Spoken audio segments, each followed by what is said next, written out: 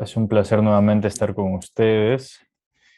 Hoy día vamos a hacer un repaso. Tenía la idea de poder comentarles un par de clases más de soteriología que están pendientes, pero hasta aquí quisiera hacer un repaso sobre lo que ya hemos venido estudiando a la luz de unas diferencias que tenemos que hacer entre las doctrinas fundamentales que tenemos como cristianos, como evangélicos, ¿no? En general como cristianos, y las doctrinas que vendrían a ser no fundamentales o no necesarias para la salvación, pero que complementan y son parte de la enseñanza bíblica. Solamente que tienen algunas variantes en las formas de interpretación, dependiendo de las iglesias, dependiendo de los concilios, las denominaciones. Hay algunas diferencias de interpretación, matices distintos, ¿no? Ya sea por contexto cultural, por país. Hay cosas que nosotros entendemos de forma diferente en la Biblia, pero hay otras que son fundamentales y que son necesarias para la salvación y que sí tenemos que tenerlas bien claras, como por ejemplo lo que hemos venido estudiando sobre soteriología, que es el estudio de la salvación, y que pues en soteriología aprendemos básicamente la obra de Jesucristo, el Evangelio, que sería todo el trabajo que vino a hacer Jesucristo aquí a la tierra, su vida, muerte, resurrección, toda la obra de Jesucristo. Y entre otras cosas podemos ver también el Ordo Salutis o el orden de la salvación, que se cumple porque es la promesa de Dios, es la gracia de Dios, el orden de la salvación. Se cumple en todos los cristianos, en todos los creyentes, pero hay algunas diferencias en el orden, por ejemplo, algunos no lo entienden igual. Entonces, voy a compartirles pantalla un momento. Quería decirles también que justo estoy enviándoles por WhatsApp al grupo de WhatsApp, dos documentos que me gustaría que los lean y profundicen en eso, porque va a ser importante para terminar de comprender los temas de soteriología que veremos la siguiente semana. Se los estoy enviando, ojalá lo puedan leer porque son unos recortes de un material de apoyo, pero les va a venir muy bien. Así que espero que lo puedan revisar y si tienen dudas que las envíen por WhatsApp también para poder solventarlas luego o estudiarlas acá en grupo si es que son preguntas que se repiten.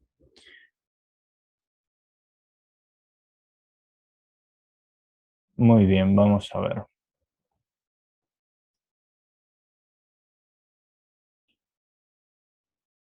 Ahora sí ya les voy a compartir pantalla. Me confirman por favor si todo lo pueden ver bien. Ok, muy bien. Entonces, lo que nosotros hemos venido viendo, le decía, es primero una cuestión de ética, con el primer curso de ética.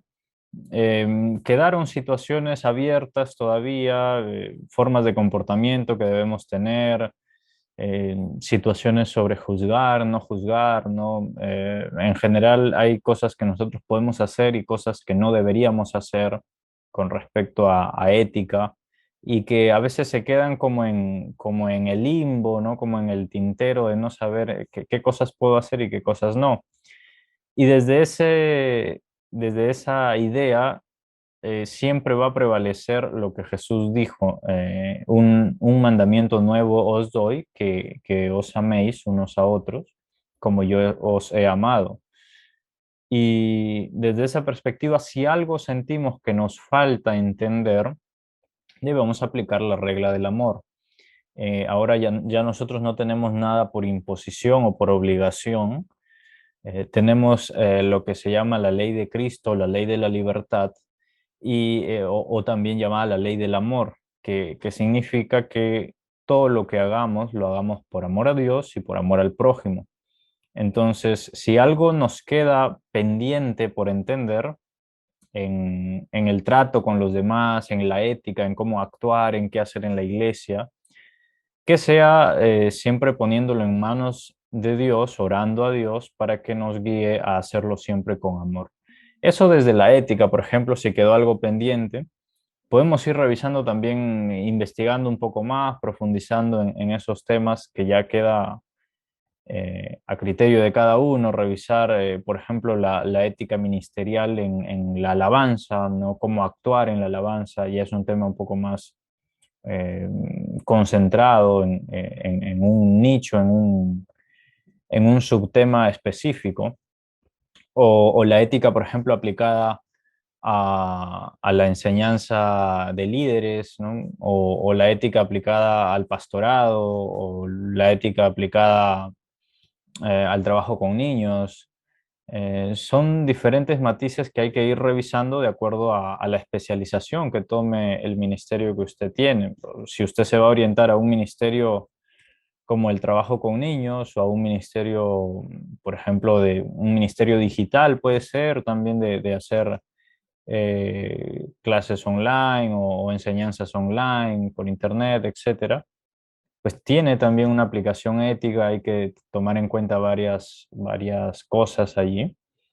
Y luego está la parte que hemos visto sobre Dios, ¿no? Para entender a Dios, quién es Dios, Jesucristo, el Espíritu Santo.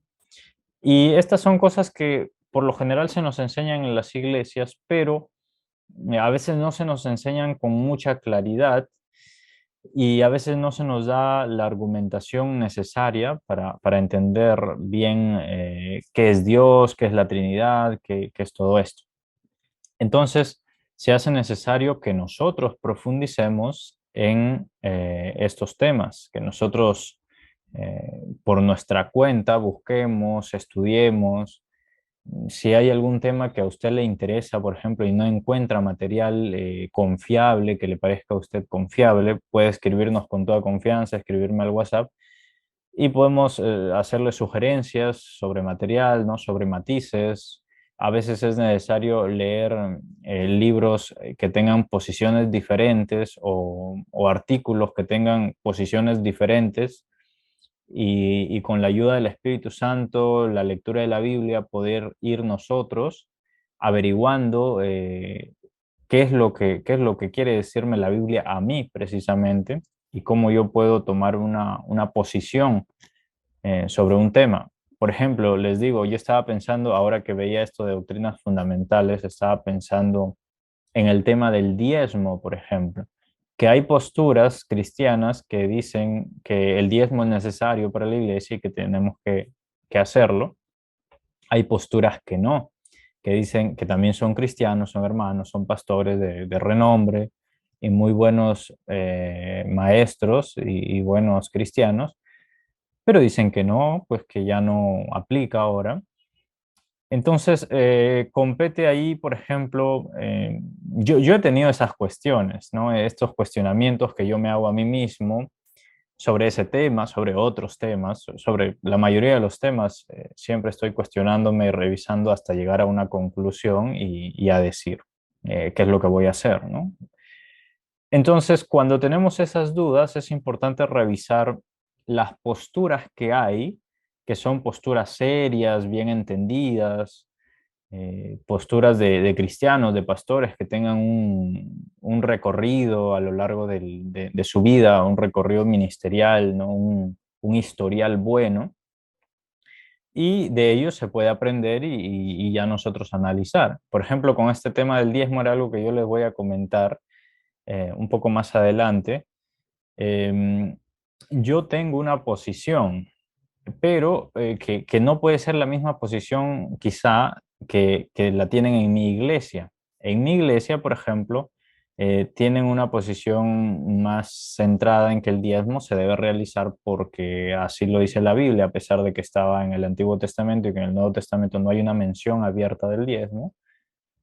Y pues mi posición es más bien no tanto apegada a lo que se enseña en mi iglesia, pero como yo tengo un llamado a estar en esta iglesia y esto no es una doctrina fundamental primaria, yo lo acepto, lo practico, pero yo tengo una posición un tanto diferente que no quiere decir que por eso yo ni tenga que irme de mi iglesia, ni tenga que atacar a mi iglesia, sino que puedo permanecer en coinonía, en amistad, en servicio, pero a pesar de que tenga una posición un poco distinta.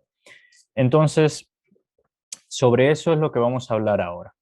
Eso era para darles un ejemplo de lo que viene a ser una doctrina secundaria o una doctrina que no tiene que afectar, independientemente de lo que se entienda.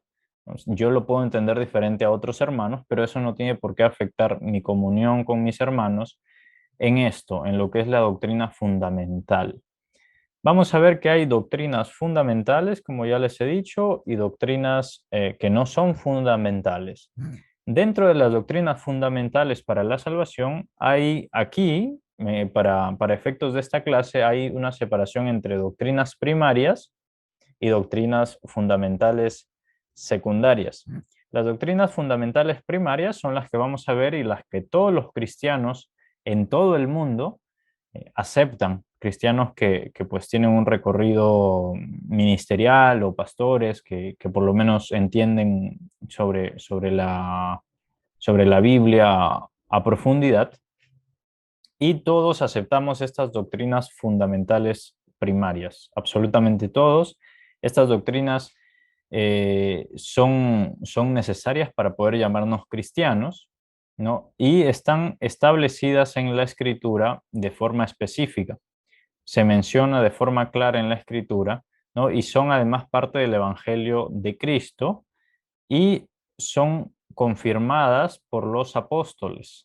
En Gálatas 1:8, por ejemplo, el apóstol Pablo habla de que esta enseñanza o este evangelio que los apóstoles enseñaron era el evangelio que no podía ser reemplazado por ningún otro. Y si incluso, dice, viniera un ángel, ¿no? O cualquier otra persona, y en el mayor de los casos, si fuera un ángel quien viniera a decirles una cosa diferente, que esa enseñanza pues no tiene que ser tomada esto. De hecho, es una enseñanza maldita y el ángel que viene a decir eso, o puede ser una persona, incluso es anatema o es maldito, porque está trayendo una doctrina fundamental diferente. Y todo lo que venga a atacar a la doctrina fundamental de Cristo y confirmada por los apóstoles, todo lo que venga a atacar esa enseñanza, tiene que ser anatema y debe ser tomado por nosotros como anatema, como maldito, como algo que no viene de Dios, o sea, como algo que no es bendito y no debe ser aceptado, ¿no? Estas doctrinas fundamentales no pueden ser negadas, y quien las niega no puede pretender ser un cristiano o un hijo de Dios porque está negando la parte fundamental del Evangelio, de la Biblia, de la palabra de Dios. Judas 4, por ejemplo, habla de que van a venir maestros y que se van a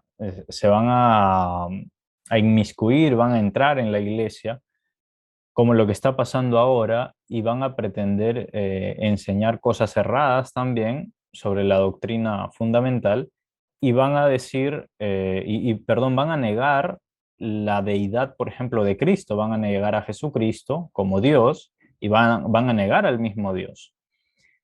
Entonces, nadie puede contradecir estas doctrinas y decir que es cristiano o que es hijo de Dios. Luego, estas doctrinas tratan directamente y precisamente sobre la naturaleza de Dios, que hemos llevado algunas clases sobre quién es Dios, su santidad, su pureza, lo que también se llama simplicidad, ¿no? Su carácter de poder, ¿no? Que Dios es omnipotente, omnipresente, omnisciente, y todas estas demás características que es amor, justicia, etcétera. Todo lo que trata sobre la naturaleza de Dios es lo fundamental, ¿no? La expiación y su método de salvación, todo lo que Dios ha hecho para salvarnos. De hecho, la Biblia es un manual de salvación para el hombre. Desde la historia de nuestros primeros padres, lo que Dios quería era que el hombre fuera salvo finalmente, que el hombre fuera redimido, que haya una expiación para el hombre, y ese era el objetivo máximo de Dios, que el hombre volviera a pertenecer al, al grupo o a la comunión de Dios, para tener una comunión con Dios, ¿no? Y vuelvo a decir que negar todo esto constituye una falta de salvación y una falta de regeneración. Regeneración, como dice 1 Corintios 2:15, habla de que el creyente es precisamente habitado por Dios y ahora se le facilita el entender las cosas espirituales. Nosotros estamos aquí ahora por la gracia de Dios porque hemos aprendido eh, todo lo que significa Dios, hemos aprendido todo lo que significa el Evangelio. A veces yo tengo una duda sobre algo y me pongo a revisar la Biblia, diferentes versiones, me pongo a revisar lo que ya han dicho otros pastores, otros hermanos sobre ese tema, y empiezo a profundizar y créanme que surge en mí una alegría inmensa y yo sé que a ustedes les pasa igual, surge una alegría, un entender todo esto es maravilloso, es simplemente maravilloso y no puedo hacer más que agradecerle a Dios porque nos permite entender las cosas que son espirituales, que a los que son carnales o a los que son naturales ni les importan ni lograrían entender, pero por gracia de Dios nosotros podemos entenderlo y podemos aceptarlo. Ahora, en 1 Corintios 1:4 se muestra que estas doctrinas fundamentales fueron necesarias desde la iglesia primitiva y que de hecho el apóstol Pablo lo enseñó, ¿no? Fue su énfasis de enseñanza. Todo esto que es fundamental para la salvación. Y el apóstol Pablo dice, en la versión textual, dice en 1 Corintios 15, del 1 al 4, dice, y os doy a conocer, hermanos, la buena noticia que os anuncié, la cual también recibisteis, en la cual también estáis firmes, por la cual también, si os aferráis a la palabra que os anuncié, sois salvos, si no creísteis en vano. Porque primeramente, y aquí viene la parte importante, dice, porque primeramente os entregué lo que también recibí, y esto es lo esencial, que Cristo murió por nuestros pecados conforme a las Escrituras, que fue sepultado y que fue resucitado al tercer día eh, conforme a las Escrituras, y que se apareció a Cefas y después a los 12, después apareció a más de 500 hermanos a la vez, la mayoría de los cuales aún viven y algunos ya duermen, y bueno, y sigue comentando, pero habla de lo que es esencial, de la salvación por medio de la obra de Jesucristo. Entonces, a eso vamos. Vamos a hacer una pausa para leer. Nuestra hermana María dice, me ayuda lo que nos comparte acerca de que en algunas cosas no concordamos con nuestra congregación. Sí, sí, sí, a mí me pasa igual. De hecho, en mi iglesia yo he conversado con hermanos que también tienen posiciones diferentes sobre cosas que vamos a ver más adelante, pero eso no significa, en primer lugar, que tengamos que irnos de nuestra iglesia, que tengamos que discutir con nuestros hermanos. Si bien podemos preguntar cuál es la posición, plantear nuestra idea, no, mira, mire, pastor, yo considero esto, ¿qué le parece a usted? Si el pastor tiene la sabiduría de Dios, tiene el Espíritu Santo de Dios, va a saber encaminar eso, explicar la posición de la iglesia en la que usted está, y que se entiendan, pero que son doctrinas, digamos, secundarias o doctrinas que no afectan directamente a la salvación o la comunión. Porque podemos tener diferencias, pero podemos permanecer en comunión en una iglesia, sirviendo igual, recordando que nuestro énfasis es el actuar sobre el amor de Dios, sobre esto que por amor Dios envió a su Hijo para salvarnos, sobre esto que el apóstol Pablo estaba predicando desde el principio, enseñando lo que era esencial, lo que era fundamental, y después de eso, sobre el amor que nosotros debemos tener por nuestros hermanos, ¿no? Y por Dios primero y luego por nuestros hermanos. Entonces, por más que a veces nos gana la idea de querer imponer lo que nosotros creemos, lo que nosotros pensamos que está bien, pero así como a nosotros el Espíritu Santo nos da un entendimiento, así también a otros hermanos Dios les da otro entendimiento, otra luz en cosas que son secundarias. Entonces, no podemos estar discutiendo sobre cosas que, pues, son, digamos, doctrinas secundarias. Hay extremos, sí, también, hay extremos donde tampoco se pueden aceptar, ya cuando uno se empieza a ver afectado, cuando uno se empieza a ver burlado en ciertas cosas, ya uno tiene que someterlo a oración a Dios, a pedirle una guía a Dios, pero en general nosotros debemos mantener la comunión en estas cosas que son esenciales para nuestra salvación, para nuestra común salvación, como diría el apóstol. Muy bien, ¿qué es eso? ¿Cuáles son las doctrinas? Es lo que hemos estado viendo, soteriología, que Jesús se levantó de la muerte físicamente, y tenemos esta bibliografía bíblica, que Jesús es tanto Dios como hombre. Esto es lo que se llama la unión hipostática. Si ustedes pueden revisar posteriormente a modo de investigación de ustedes personal, lo que es la unión hipostática significa la unión de dos naturalezas en Jesucristo, tanto la naturaleza humana como la naturaleza divina. Y, y al entender esto vamos a entender muchas cosas y vamos a evitarnos problemas.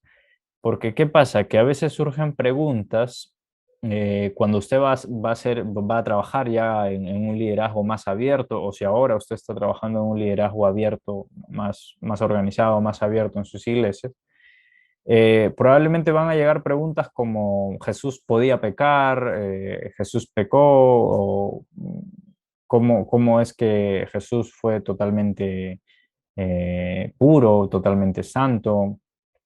Y a veces no tenemos mucha respuesta para estas cosas porque son temas un tanto más profundos, pero son necesarios, ¿no? Y de eso se trata la unión hipostática, si ustedes lo pueden investigar después.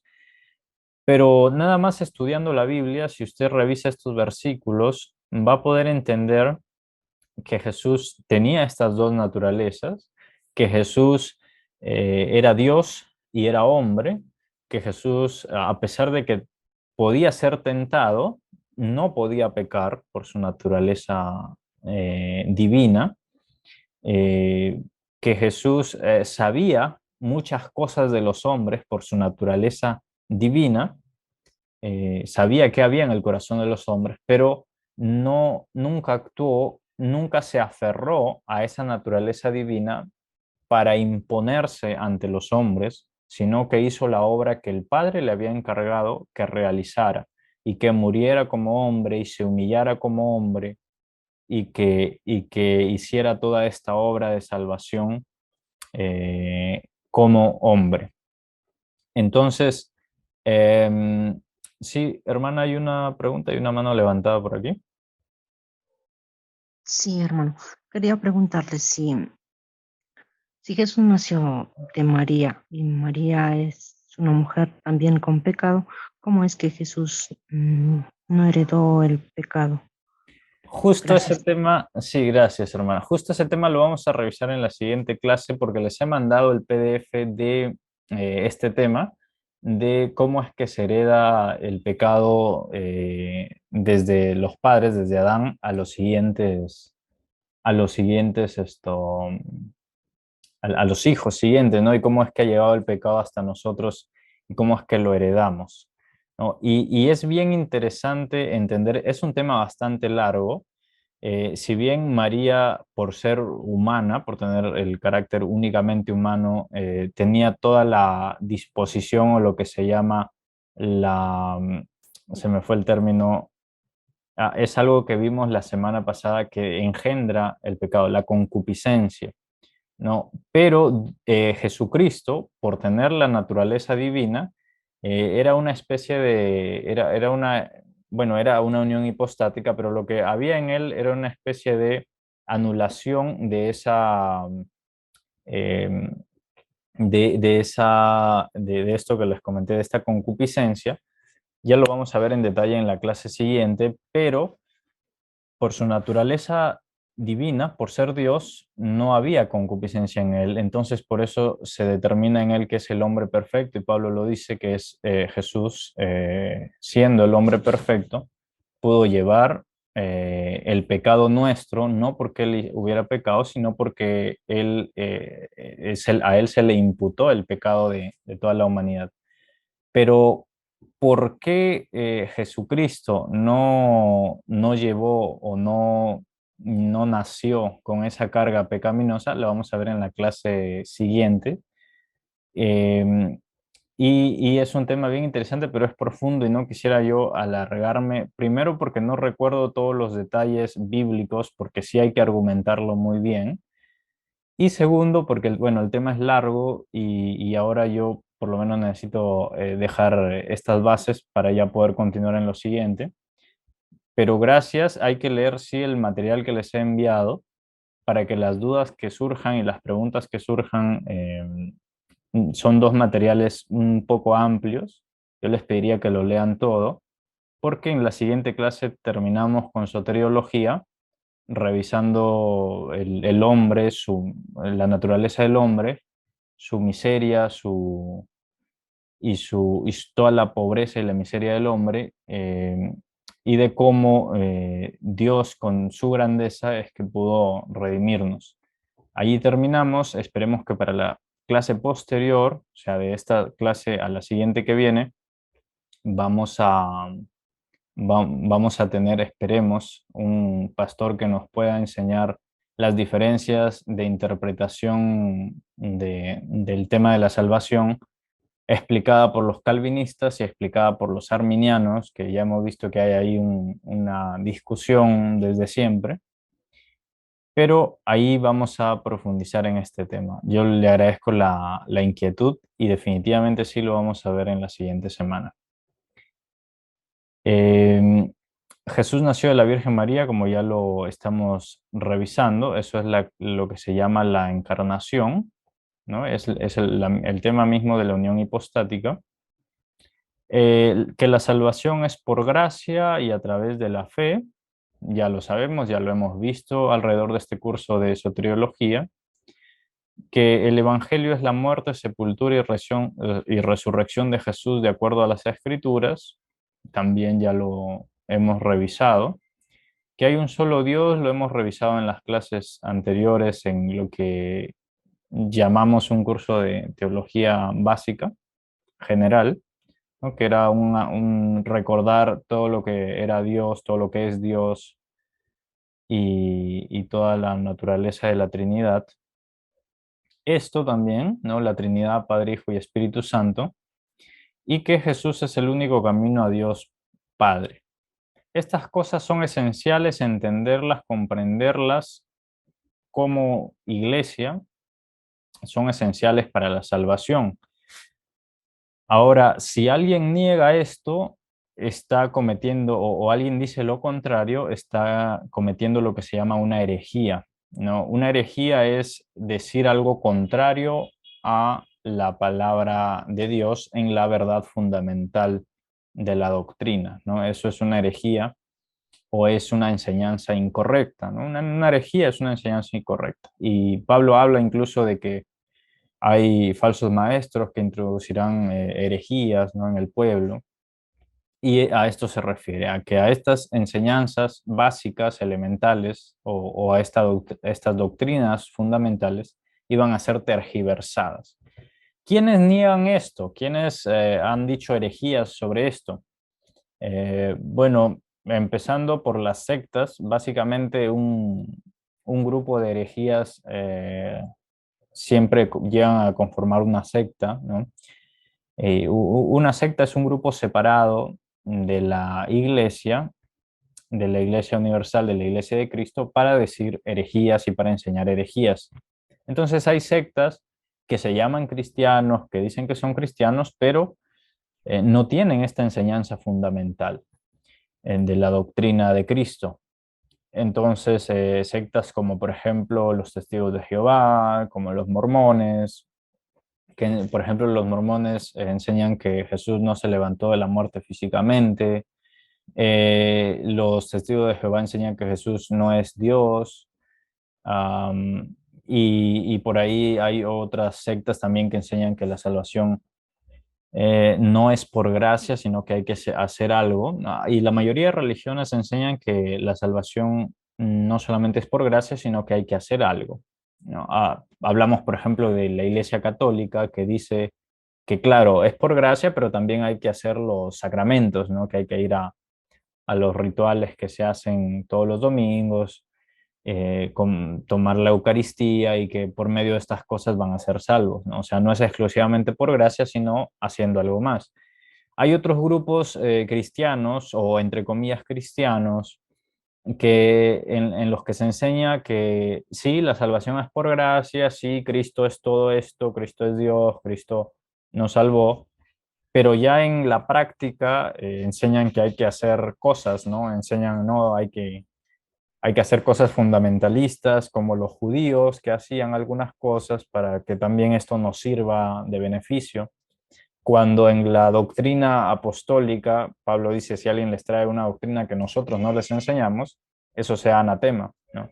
En la doctrina apostólica no se enseñan a hacer cosas ni judaizantes como algo fundamental, ni a hacer cosas exclusivamente de la ley.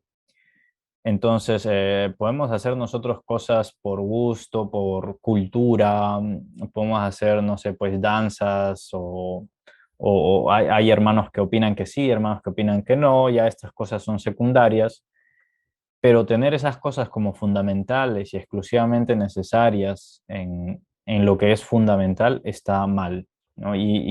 Se puede correr el riesgo de hacer o de decir o de enseñar herejías cuando uno se sale de esto.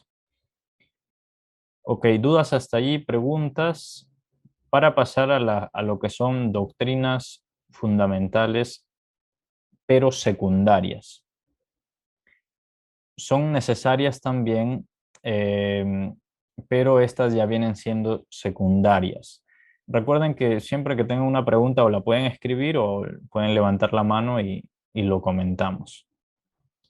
Eh, las doctrinas fundamentales secundarias, eh, al ser secundarias, o sea, no son fundamentales primarias y exclusivamente necesarias, eh, a veces se pueden negar, a veces por un tiempo de rebeldía, a veces por una situación eh, problemática que esté pasando un cristiano, pueden ser negadas o pueden irse un poco en contra de eso y todavía mantenerse como cristianos, todavía tener el carácter legal o el carácter de salvos ante Dios. Eh, pero a veces sucede y a veces la niegan, a veces se van por otro lado, piden perdón y continúan o entienden esto, se arrepienten y continúan adelante. No, pero esa negación va a poner en dudas que esta persona haya sido regenerada, ¿no?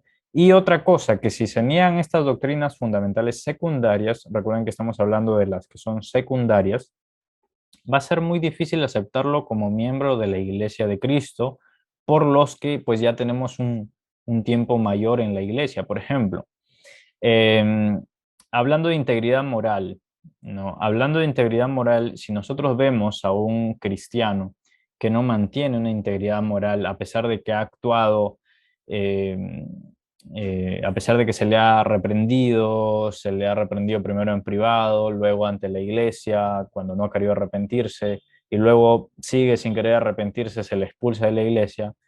Yo no he visto muchos casos de estos, pero lo que la Biblia enseña es eso, ¿no? Que cuando alguien no acepta una doctrina, eh, por- como por ejemplo la integridad moral, o son fornicarios y andan siempre fornicando o andan siempre adulterando y siguen yendo a la iglesia, la Biblia enseña que a estos hay que reprenderlos en privado, hay que amonestarlos, hay que reprenderlos, si no se arrepienten hay que eh, decirlo ante la iglesia y hay una forma abierta, avergonzante, y si no acepta esa reprensión, una vez que se le ha puesto en disciplina, pues incluso se puede llegar al extremo que es aceptable de expulsarlo, ¿no? Y por eso es complicado ya cuando estas personas se les expulsa o no se les acepta como parte de la iglesia, que repito, yo no he visto casos así, pero bíblicamente se puede llegar a eso.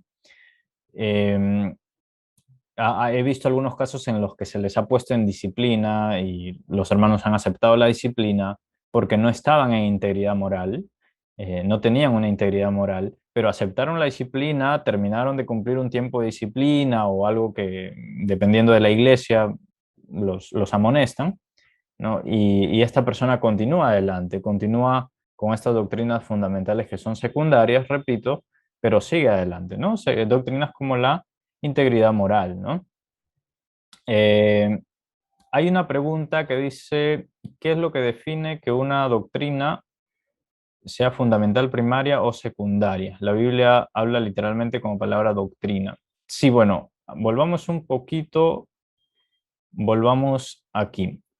Si bien la Biblia explica exclusivamente de doctrina o de sana doctrina, lo que entendemos como doctrina son las enseñanzas exclusivamente eh, apostólicas, ¿no? Que vienen a confirmar la enseñanza de Cristo, la doctrina de Cristo.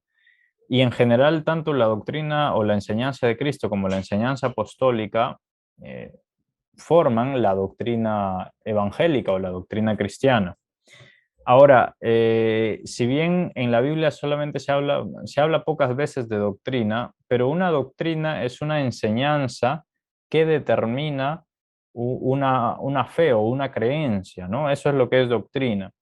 Ahora, si nosotros ya, bueno, a lo largo de este tiempo, desde que Cristo estuvo en la tierra, ha habido muchos teólogos que han profundizado en este tema y establecen ya lo que vendría a ser las doctrinas fundamentales para la salvación. Y esas son las doctrinas fundamentales de las que estamos hablando, las que Pablo enseñó sistemáticamente: la salvación por Cristo, la salvación por gracia, por fe, ¿no? ¿Quién es Cristo? ¿Quién es Dios? Padre, Hijo, Espíritu Santo, Trinidad. Todos estos elementos que son fundamentales aceptarlos, porque si no se aceptan, se está negando la verdad de Dios, que es fundamental para que una persona sea salva.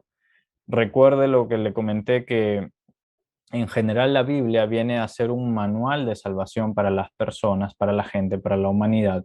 Y en ese manual hay elementos básicos que hay que aceptar, como que Jesús es nuestro Señor y nuestro Salvador, como que somos salvos por gracia a través de la fe, por medio de la fe en Cristo, que vivimos en Cristo y para Cristo, ¿no? Y que en general nuestra vida es una vida para glorificar a Dios. O sea, son estos elementos fundamentales que se desprenden de estos principales que les he explicado, ¿no? Entonces, eso es lo que vendría a ser ya dividiendo lo que es doctrina, o no dividiéndola para separarla, sino para determinar lo que es fundamental para la salvación y que la Biblia lo dice, que es necesario y que no podemos negarlo de ninguna manera.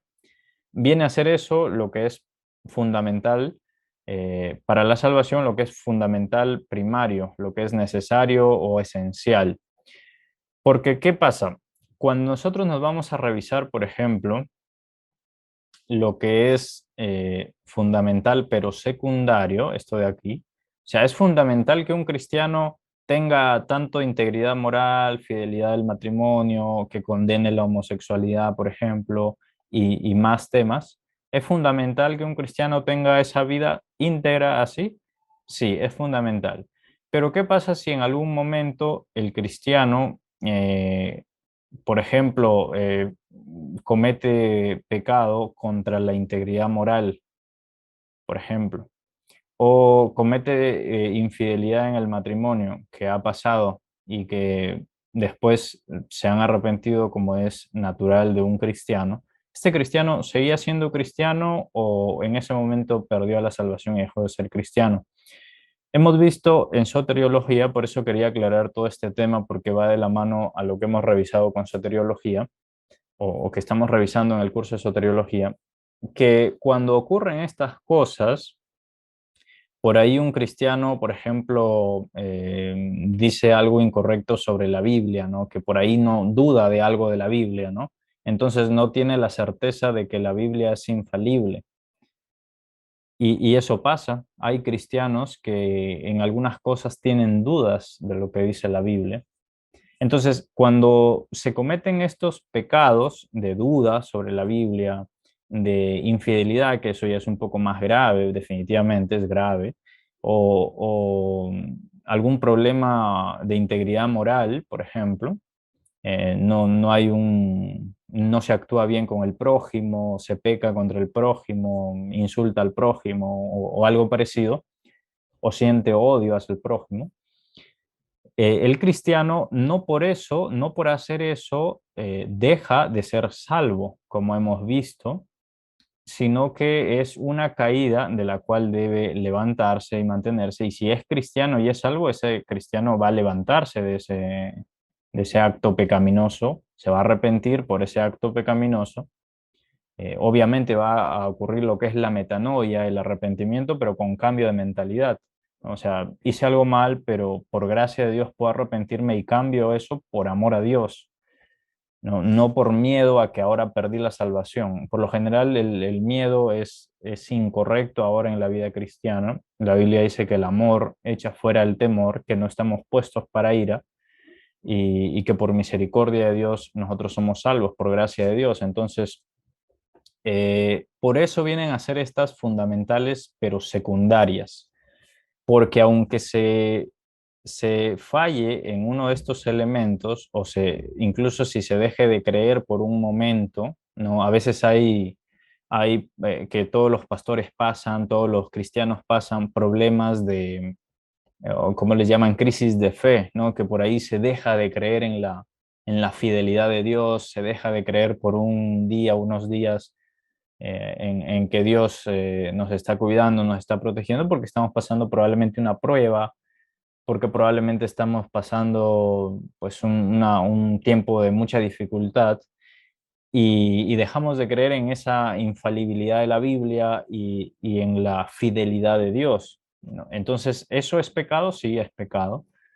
Pero debemos creer en esto, sí, porque es parte de la doctrina. Entonces, ¿qué debemos hacer si hacemos esto?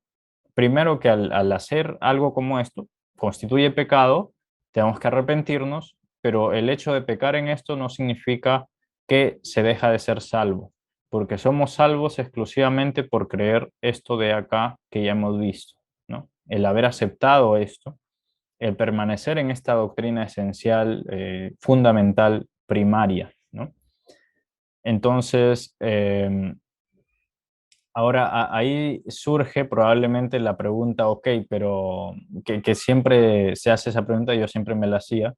Si el cristiano peca en estas cosas, ¿no? Por ejemplo, hay cristianos que no condenan la homosexualidad, les parece que la vida de los homosexuales, de los gays, puede ser aceptable ante Dios, porque pues tienen otro tipo de amor y por ahí surge cualquier argumento, agarrándose de algunos textos bíblicos incluso, ¿no? Entonces, este cristiano que peca, este cristiano, o sea, puede pecar y puede volver a pecar eventualmente voluntariamente y luego sigue siendo salvo, sigue arrepintiéndose y sigue siendo salvo. Eso a veces es un poco contradictorio para nuestro entendimiento, pero lo que nosotros sabemos es que en principio la Biblia, bueno, la Biblia nos habla, por ejemplo, en el mismo libro de Judas, en Judas 4, dice Judas que hay maestros que enseñan que se puede cometer lascivia con la gracia de Dios. La Reina Valera, la Biblia Reina Valera dice que se puede tener libertinaje con la gracia de Dios, ¿no? O sea que soy salvo, yo sé que soy salvo, sé que si peco, Dios me va a perdonar y yo voy a continuar siendo salvo y yo voy a continuar persistiendo en las buenas obras, porque ya por fe soy salvo.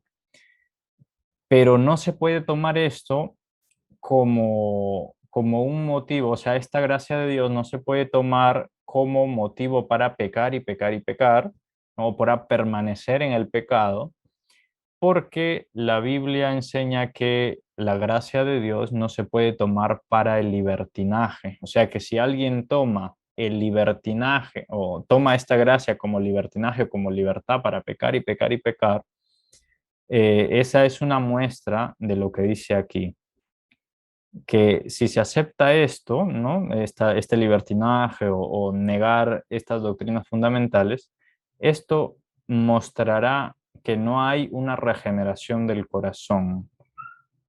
Eso es una muestra de que mi corazón o el corazón de la persona que está pecando contra estas doctrinas fundamentales, pero secundarias, no ha sido regenerado y por lo tanto no ha sido salvo.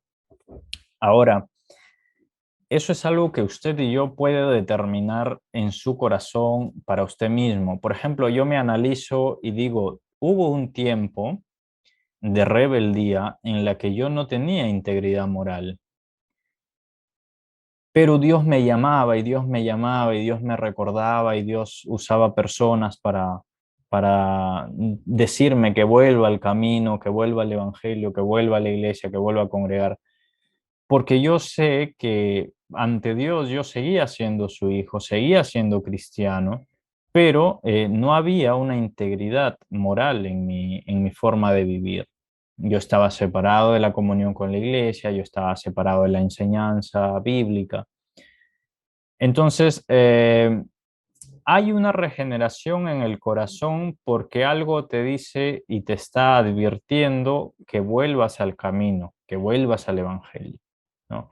Uno sabe que sigue siendo necesario, o bueno, no necesario, sino sigue siendo importante para Dios, que Dios lo sigue amando a uno, que uno ya tiene el carácter de hijo de Dios, pero si yo, por el contrario, y bueno, en eso, una vez que yo vengo de nuevo a la iglesia, me reconcilio con Dios todo este tiempo de rebeldía o este tiempo de pecado que pude haber tenido, que de hecho todos tenemos. Entonces, al reconciliarse uno entiende que hubo una regeneración, ¿sí? Que uno pecó, que uno falló, pero vuelve porque Dios lo está llamando, porque Dios llama a sus hijos, como en el caso del hijo pródigo, por ejemplo. Entonces, si esto no pasaría, si esto no pasara, si yo, por ejemplo, en este caso que les estoy poniendo de ejemplo, estaba apartado, viviendo o sea, sin integridad, incluso en infidelidad matrimonial si estuviera casado, y, y yo quiero seguir en esto, no siento ninguna ganas de volver, no siento ninguna palabra de Dios para volver. Entonces, yo no puedo determinar en mi corazón que yo sigo siendo un hijo de Dios. Entonces, esta palabra no es tanto para juzgar a quienes son salvos y quienes no son salvos, porque pueden haber hermanos que por alguna razón se apartaron momentáneamente de nuestra iglesia o lo que haya pasado, pero seguían siendo salvos en el sentido de que seguían siendo llamados por Dios y que en su tiempo Dios los iba a traer nuevamente y que de hecho han vuelto al camino de Dios, siguen siendo fieles en el camino y ahora sí aceptando absolutamente toda la doctrina, ¿no? Entonces, en ese caso es donde se difiere o podemos entender de esa forma eh, que hay una separación o podemos entenderlo de forma separada, una doctrina fundamental, tanto primaria como secundaria. Hay una pregunta, bueno, la hermana Carmen creo que levantó su mano. Si tiene pregunta, por favor. Sí, sí, hermano. Sí me escucha, ¿verdad? Sí, la escucho. Bueno, hermano, en la parte donde usted habla del pecado, del arrepentimiento, hay una parte de la Biblia, un verso, pero no recuerdo detalladamente cuál es, donde habla que la paga del pecado es la muerte. si yo como cristiana, ¿verdad? Ajá, recaigo en el pecado donde me llamó Dios a seguir su camino, pero me arrepiento nuevamente, como cristiana y como conocedora de la Biblia, ya voy a entender de que voy a tener mis consecuencias, ¿verdad? Pero ¿cómo saber cuáles son esas consecuencias? Entiendo la pregunta y bueno, le voy a comentar dos cosas sobre ese tema. Muchas gracias por la pregunta, es bien interesante. Y hay dos formas de entender esto, ¿no? Una forma es un poco más calvinista o que inició con las ideas de Calvino, de este teólogo de la Reforma. Y hay una idea que es más arminiana, que no es tan reformada, pero es más bien un poco más abierta, ¿no? Que es igual bíblica, pero estas dos posiciones tienen una idea cristiana sobre el pecado. Em, la idea arminiana enseña, por ejemplo, que si uno peca, uno empieza a alejarse de Dios y puede llegar al extremo de incluso si es que se sigue pecando y se sigue pecando y obviamente no se arrepiente ni vuelve, entonces empieza progresivamente a perder la salvación hasta que llega un momento en que no, bueno, en que muera y no se arrepiente y pues no va a ser salvo, ¿no? En cambio, hay una idea más calvinista que dice que a pesar de que uno peque, como uno ya es salvo y hay una seguridad en la salvación, Dios no va a dejar a sus hijos y aunque peque alguna vez, Dios otra vez los va a traer, ¿no?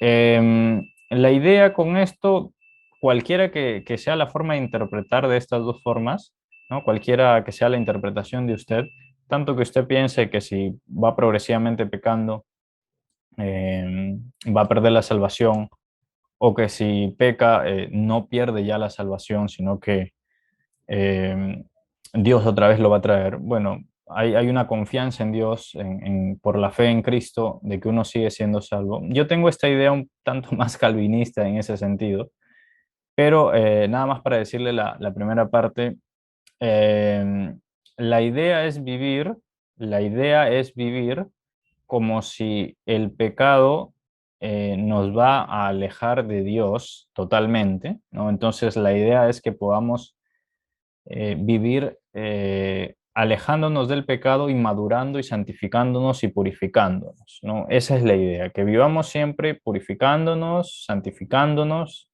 y creciendo en la santidad, en la obra de Dios, sirviendo para el reino de Dios. Esa es la idea. Ahora, es verdad que cuando uno peca, por ejemplo, yo les estaba poniendo el ejemplo de la integridad moral, ¿no? De un cristiano que se va de la iglesia por un tiempo, que se aparta, lo que sea que haya ocurrido, pero que sigue siendo cristiano porque sigue siendo un hijo de Dios. Entonces yo le decía, supongamos que soy, porque alguna vez me ha pasado, yo no soy un santo, les diré, y esto me ha ocurrido a mí, no sé si alguna vez le habrá ocurrido a usted, por un tiempo se aparta de la iglesia, deja de ir, se desanima, etcétera. Entonces uno pasa a vivir en contra de la integridad por un tiempo, uno no es íntegro. Y las cosas que se hacen en ese tiempo sí van a tener una consecuencia si es que esas cosas son, por ejemplo, en contra de, por ejemplo, su cuerpo. A veces empezamos a vivir de forma desordenada, de tal manera que, no sé, pues he visto cristianos que vuelven al alcohol, que tienen algún problema, no sé, sentimental, o cristianos que tienen algún problema familiar y se meten en drogas, etcétera. Y estos hermanos, bueno, están pasando una situación muy complicada, están metidos en una adicción o en lo que sea, y eso, ¿no? Tanto el alcoholizarse como el drogarse, les va a pasar una factura, o fuman, empiezan a fumar, ¿no? Les va a pasar una factura a su salud. y probablemente esas consecuencias Dios no se las sane de forma milagrosa. Por lo general no he visto que consecuencias de ese tipo Dios las sane de forma milagrosa. Y quizá con un tratamiento ya, pero es algo que tal vez ya ellos mismos tengan que solucionarlo.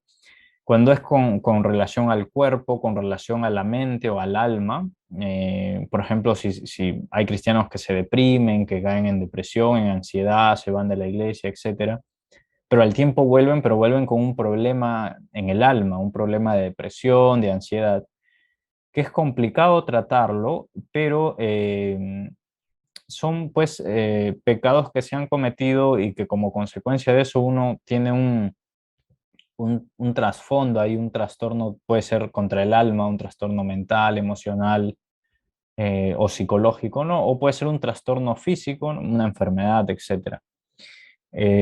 Incluso esto, la vida espiritual pues es afectada también porque no hay un crecimiento, pero una vez que uno regresa a nivel espiritual, uno regresa a vivir esta vida que Dios quiere que vivamos, y esta vida espiritual continúa en su proceso de crecimiento, de regeneración, y continúa en su proceso de santificación. Ahora, las consecuencias exactamente que no sean exclusivamente porque uno ha atacado su cuerpo o ha atacado su mente, su alma, su mente o su psicología, eh, pueden haber otras consecuencias. Pero si nosotros, y esto yo se lo digo por experiencia y yo quiero contarles que la gracia de Dios puede abarcar incluso las consecuencias de los pecados que sean un poco más fuertes.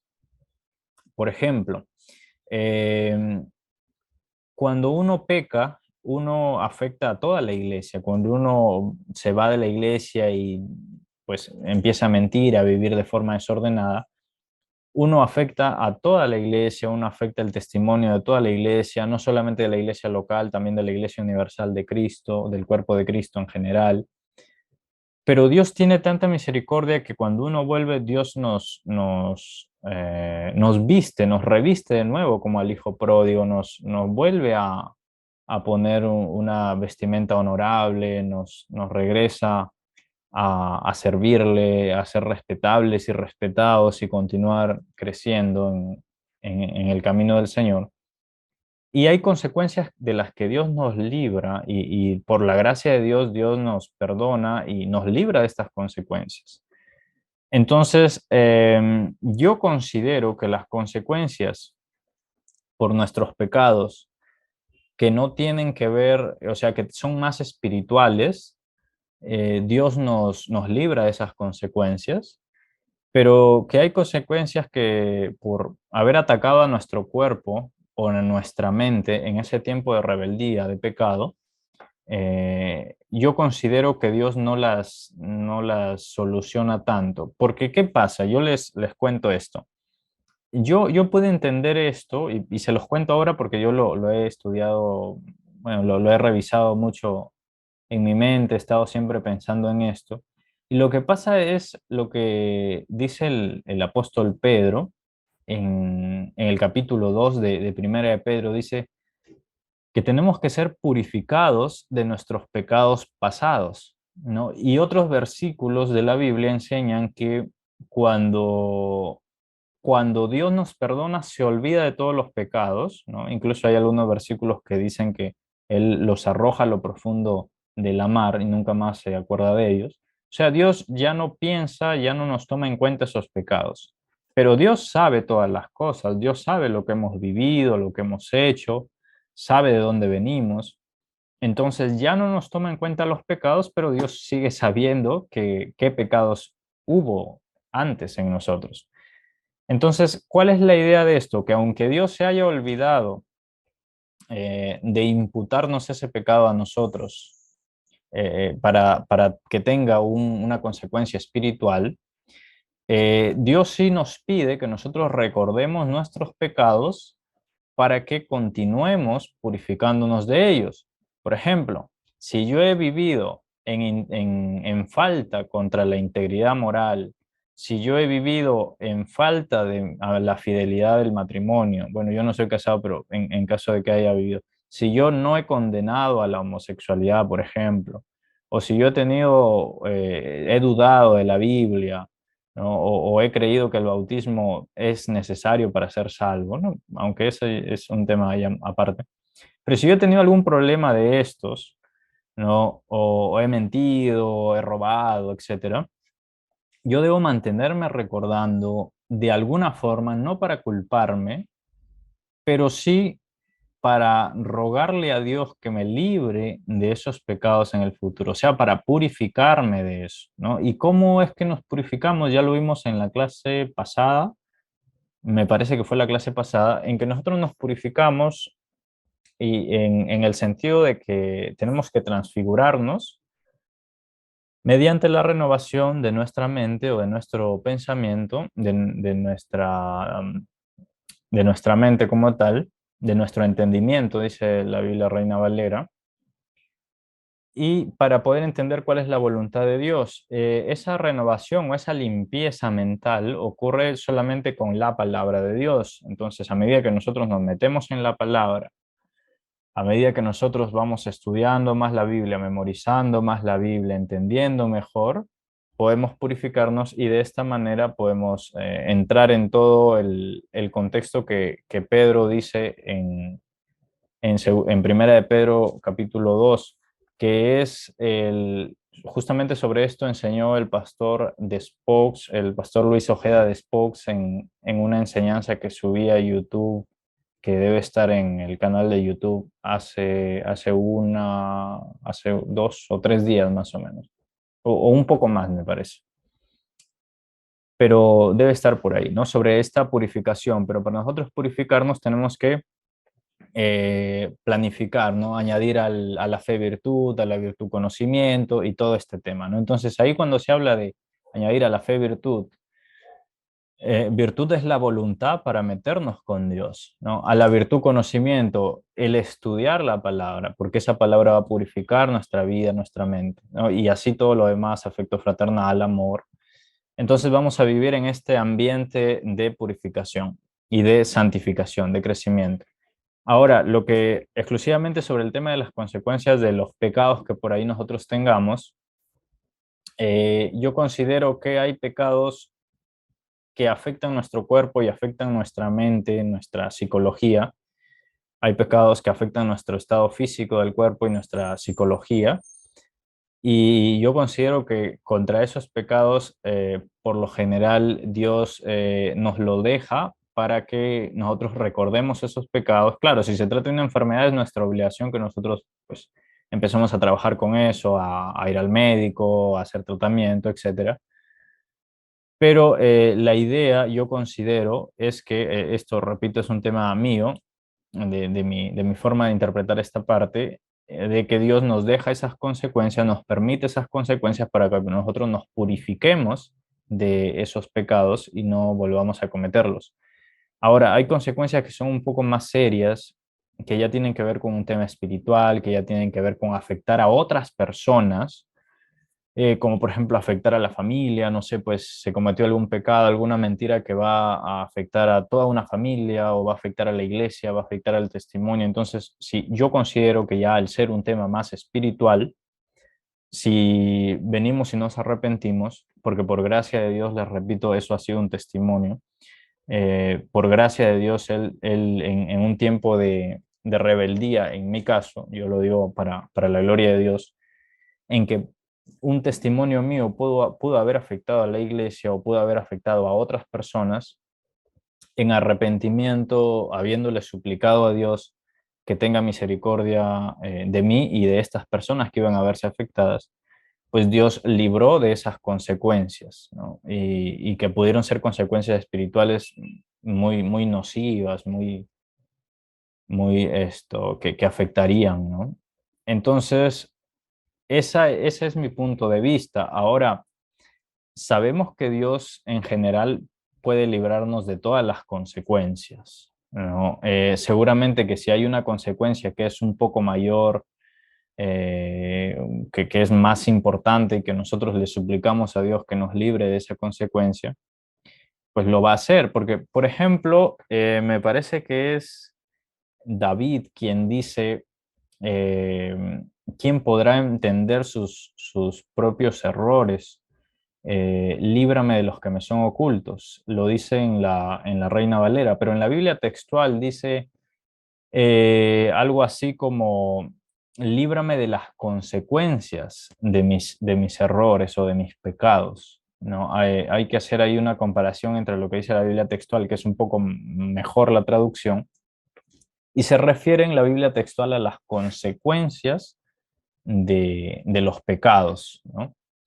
Entonces, si Dios nos puede librar de esos pecados que alguna vez nos quedaron ocultos o que los hicimos por desconocimiento, pues podemos apelar a su gracia y podemos pedirle que nos libre de las consecuencias de los pecados que podemos cometer ahora.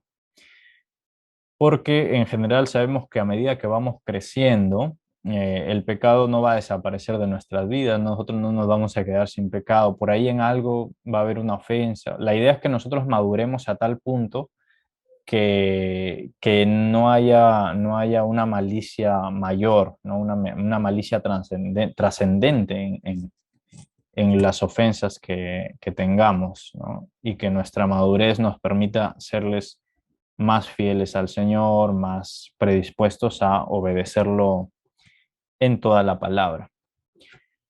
Muy bien, la hermana, había acá una pregunta sobre 1 Juan 5:16 de la hermana Elizabeth, 1 Juan 5:16. Ajá, y la pregunta es, el pecado que no es de muerte y el pecado de muerte, ¿no? Si se refiere a alguna doctrina fundamental. Claro, esto lo hemos hablado en el curso de ética, me parece, donde se habla de, bueno, aquí dice, si alguno ve a su hermano cometiendo un pecado que no es para muerte, pedirá y él le dará vida a los que no pecan para muerte. Hay pecado para muerte, acerca de este no digo que se ruegue. Toda injusticia es pecado, pero hay pecado que no es para muerte. Sí, está relacionado y básicamente la idea aquí es que hay pecados que van a llevar a la muerte si se siguen practicando, ¿no? No que ese pecado mate a la vida espiritual de alguien, pero si se sigue practicando, y esto es algo que sería como la base para estos hermanos que dicen que lo que expliqué sobre el arminianismo, donde dicen que, por ejemplo, si alguien empieza a pecar y pecar progresivamente y no se arrepiente, obviamente ese conjunto de pecados va a terminar en muerte. Pero hay otra forma de entender esto en que si uno es salvo, Dios nos va a librar de seguir pecando. Y yo tengo esa idea porque, repito, usted es libre finalmente de entender hacia qué idea se va, ¿no? Hacia cuál idea pensar más o aceptar más. Pero yo tengo esta idea un tanto más calvinista de decir que Dios me eligió, me salvó, entonces yo ahora soy salvo y a pesar de que voy a cometer algún pecado, el Señor me va a estar alertando, me va a estar avisando para que yo regrese. Yo, como el apóstol Pablo dijo, y yo también digo, miremos que no caigamos, que si estamos firmes, miremos que no caigamos. Pero luego Juan dice, si alguno peca, o sea, si alguno finalmente cae en algún pecado, pues abogado tenemos y hay que volver a arrepentirse, ¿no es cierto? Y hay que continuar, porque precisamente la voluntad de Dios es eso, que nosotros, a pesar de que caigamos, 7 veces cae el justo, pero vuelve a levantarse. Ahora, en este caso hay pecados que podría ser referido a eso, a que si se sigue pecando como un pecado de muerte, como un pecado que es de gran malicia, por ejemplo, un pecado de gran malicia como adulterio, que es alta malicia, un pecado como el asesinato, pues que es una malicia extrema porque estamos afectando la vida del alma y de otras personas, ¿no?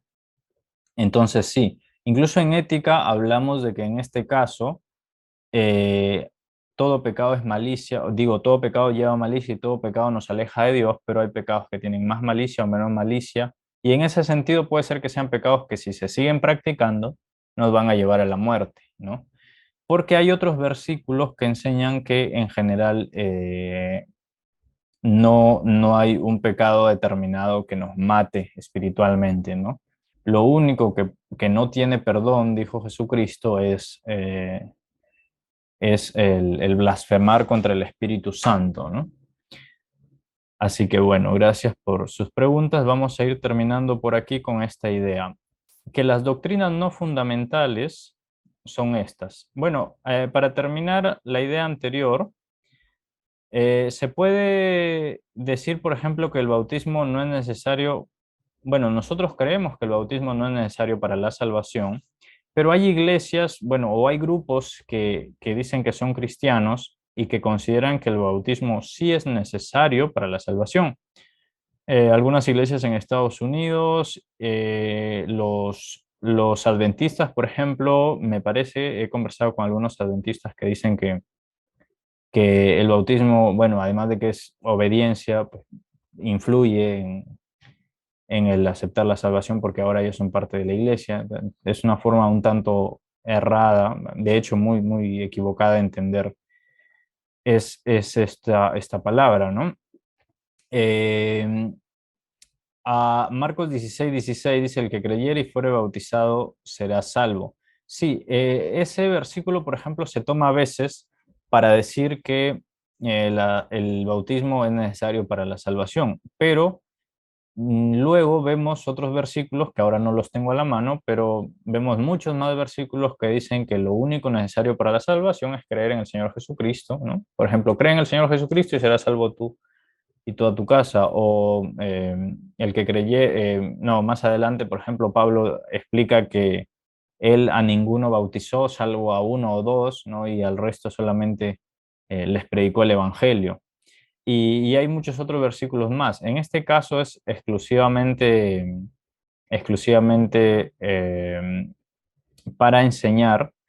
Me parece que en este caso Jesucristo, no he revisado el contexto del versículo, por eso no puedo dar una opinión más amplia, pero me parece que en este caso Jesucristo lo que está avisando es que hay que creer en Jesucristo, ¿no es cierto? Pero también hay que vivir una vida de obediencia.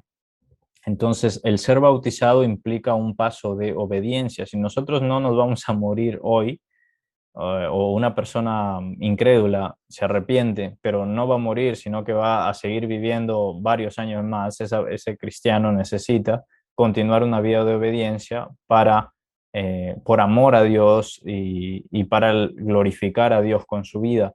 Entonces esa persona o ese nuevo cristiano necesita crecer en santificación, crecer en purificación y en la regeneración de su mente, su corazón. Entonces me parece que está orientado a estos dos aspectos de la vida del cristiano, que consiste en creer, arrepentirse en ese sentido, convertirse y luego seguir viviendo una vida de obediencia, porque sabemos que el bautismo es un paso de obediencia, es un símbolo, pero no determina, al menos para la iglesia cristiana, no determina un paso necesario para la salvación exclusivamente, porque ya hay muchos otros versículos que enseñan que la salvación no es por actos ni es por obras y exclusivamente que no es por el bautismo.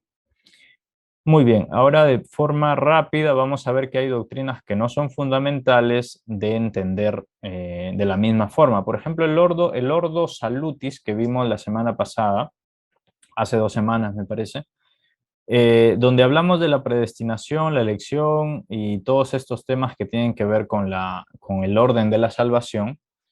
Hay algunas posiciones o algunos teólogos que dicen, no, primero es esto, primero es la elección, después es la predestinación. Hay otros que dicen, no, primero es la predestinación, después es la elección. Y así, ¿no? Que cambian un poco la forma de entender el orden de la salvación. Pero esto no es fundamental o esto no nos va a dividir como iglesia ni va a determinar que no somos salvos por entender de manera diferente. Hay hermanos, por ejemplo, que dicen que la comunión o el asistir a nuestros cultos, a nuestras iglesias debe ser todos los días, otros que dicen que debe ser semanal, otros mensual. Eso tampoco no nos va a afectar la salvación como tal, ¿no? ni la comunión como iglesia. Hay hermanos que dicen que si vamos el domingo a la iglesia, otros que si vamos el sábado, como en el Antiguo Testamento. Eso no implica tampoco una diferencia. Lo que sí implica la diferencia es de cómo lo guardas. Ahora ya Pablo dice no guardamos un día exclusivamente, sino que todos nuestros días son santos para Dios, y que nadie juzgue si guarda un día otro día, que nadie juzgue si comes esto o comes lo otro. No, de hecho dice que los que son más débiles se alimentan solo con verduras, los que son fuertes espiritualmente hablando ya no tienen necesidad de hacer una separación entre una cosa u otra cosa. El tema del rapto, por ejemplo, el arrebatamiento, hay hermanos que creen que va a ser antes de la tribulación, después de la tribulación. Son doctrinas necesarias de estudiar, sí, para profundizar en la palabra, para tener una posición con respecto a esos temas, pero no son necesarios para la salvación, porque lo necesario es saber que Cristo viene y que como Cristo viene nosotros lo esperamos. ¿Cuándo va a venir? No lo sabemos. Que Él nos cuida y nos guarda y nos liberta y que nos libra del mal, también lo sabemos. Entonces, sea lo que sea, si es antes de la tribulación, después de la tribulación, lo que nosotros permanecemos es confiados en Cristo, esperando su venida y viviendo para Él. Hay una pregunta del hermano Milton sobre si se bautiza en el nombre de Jesús o en el nombre del Padre, el Hijo y el Espíritu Santo. Bueno, ese es un tema interesante ya entrando al bautismo, pero en general, lo que por toda la historia cristiana sabemos que siempre se ha bautizado en nombre del Padre, el Hijo y el Espíritu Santo, porque ese fue el mandamiento de Cristo. No, luego en otras partes se dice, me parece que Pablo habla, o en Hechos de los Apóstoles se habla que se bautizaba en el nombre o que se bautiza en el nombre de Jesús, pero para hacer notar que Jesús es el Hijo de Dios y que está dentro de la esencia de Dios, ¿no? O sea, que Jesús no es un profeta o no es una persona aparte que debe ser excluida. Así que en general siempre se mantiene la, el bautismo en el nombre del Padre, del Hijo y del Espíritu Santo. Hay algunas iglesias unicitarias, por ejemplo, que solamente bautizan y hacen las cosas en nombre de Jesús, ¿no? Lo solo Jesús. Ese sería un error doctrinal que se lo voy a explicar aquí si me dejan un minuto más. Hay ideas como, por ejemplo, el premilenialismo, postmilenialismo o preterismo, que me gustaría que lo revisen, es bien interesante esto. Hay quienes piensan que los dones ya cesaron o los dones siguen actualmente. Yo particularmente pienso que los dones siguen funcionando, dones de milagros, dones de lenguas, de profecía, etc. Hay bautismo para adultos o para infantes, ¿no? Esta es otra idea también, que es una doctrina no fundamental, pero es necesario tener claro qué es lo que creemos sobre eso. Hay hermanos que piensan que no se debe alabar con instrumentos musicales, el tema del diezmo que les comentaba al inicio. Y bueno, aparte hay algunos problemas de interpretación, ¿no? Que son interpretaciones bíblicas erróneas, equivocadas. No, estas interpretaciones no contradicen la doctrina fundamental, pero sí contradicen las doctrinas no fundamentales. Entonces ahí es donde hay que tener cuidado, porque por ejemplo este tema de que el hermano, de la última pregunta, donde preguntó sobre esto, el bautismo, lo solo Jesús. Por ejemplo, los unicitarios tienen una idea de que no existe, o sea, no existe la Trinidad, sino solo es Jesús manifestándose en varias situaciones. Esa sería si lo entienden así, esa sería una herejía como tal, sería una herejía porque no están aceptando la Trinidad, ¿no? Entonces eso sería un serio problema contra la doctrina fundamental. Me gustaría que investiguen sobre estos casos. Estos tres casos, sobre todo, son bien interesantes, muy interesantes. El universalismo, el teísmo abierto, el aniquilacionismo. Justamente estaba revisando el aniquilacionismo porque en algunas iglesias adventistas, por ejemplo, se enseña esto, que no va a haber infierno, que una vez que la persona muere se acaba todo. Los testigos de Jehová tienen una idea similar. Recordemos que los testigos de Jehová nacen de los adventistas. Espero que en un futuro cercano podamos revisar sectas y herejías para tener un poco más claro cómo trabajan las sectas, cómo se trabajan las herejías y cómo nosotros poder contrarrestar eso cuando lleguen a nuestros ministerios, ¿no?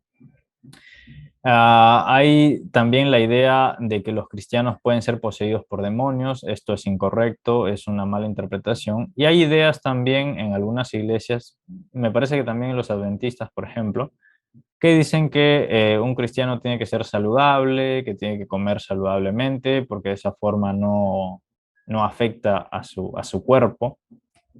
Y es verdad que uno debería estar lo mejor en forma o de lo mejor saludable posible, pero no significa que eso sea necesario para la vida espiritual correcta, ¿no? Uno, por razones X, puede tener alguna enfermedad o algún problema de salud, como Pablo lo tuvo, como los apóstoles o muchos profetas tuvieron problemas de salud, y eso no significaba que hayan perdido su estado espiritual o que hayan caído en su vida espiritual. Muy bien, hermanos, les agradezco mucho. Si tienen preguntas, por favor, déjenmelas por WhatsApp, no se queden con las dudas. Una vez que hemos revisado ya esto, vamos a estar revisando la última clase de soteriología en la siguiente semana. Espero que nos alcance el tiempo para revisar todo lo pendiente. Así que, bueno, cuídense mucho. Mañana domingo a sus iglesias, por favor, y sigamos creciendo en la santidad y en la purificación y en el camino del Señor. Un abrazo fraterno, queridos hermanos, ya nos estamos viendo. Que Dios les bendiga, un abrazo. Dios lo bendiga, siervo. Muchas gracias por la enseñanza de hoy. Ha sido edificante para mi persona y sé que para todos los presentes. Amén, bendiciones, gracias. Cuídense. Hasta luego, siervo.